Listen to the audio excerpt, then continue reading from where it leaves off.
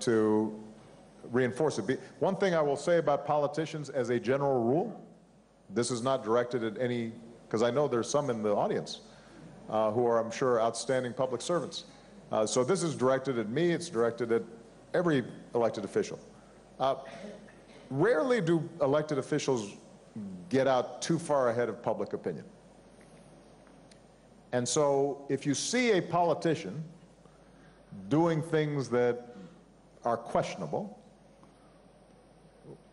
one of the things, if you're a citizen, is to ask yourself, am I encouraging or supporting or giving license to the values that I'm hearing out of the politician? Because, frankly, politicians tend to be more of a mirror and more a reflection of forces in the society. Every once in a while, they get out ahead and actually lead, but oftentimes they're reflecting.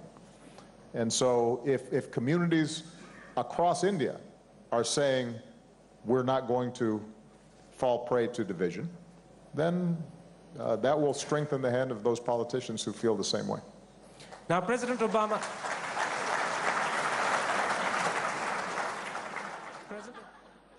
A lot, President Obama, has been written and said about your relationship, your friendship with Narendra Modi. At his invitation, you came as chief guest. You were the first American president to come as chief guest on Republic Day. You did a joint radio broadcast together. And frequently, Prime Minister Modi used to refer to you as my friend Barack. What's your opinion of Narendra Modi? I like him. And I think that he is... I think that he has a vision for the country that he is implementing and is in many ways modernizing certain elements of the bureaucracy that I think are very important. But I really also was great friends with Dr. Singh, and when you look at the work and the steps that Dr. Singh took to open up and modernize the economy and launch what I think has was really the foundations for the modern Indian economy, that's also important. So I think, look, here's the bottom line. Because India is a democracy, it has politics, and that's a healthy thing. As a non-Indian and as U.S. president, my job was to work with whichever party was in power. And so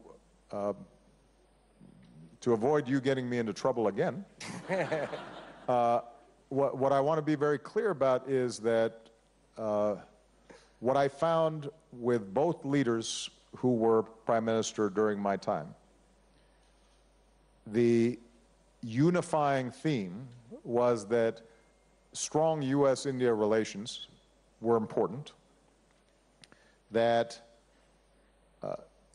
India's movement towards a more modern economy that would give opportunity and lift millions and tens and hundreds of millions of people out of poverty was important, that electrifying the countryside was important, that rebuilding infrastructure was important. And each leader obviously had a certain view of how that was going to be accomplished. My job was not to evaluate the details of their various platforms. My job was to see whether their general focus and trajectory was consistent with what I thought was sound governance. And I found both of them to be engaged, honest, direct with me, and both of them took tough decisions in order to help underwrite the international system. Keep in mind, Dr. Singh was the primary interlocutor with me when we were saving the country from a global financial meltdown.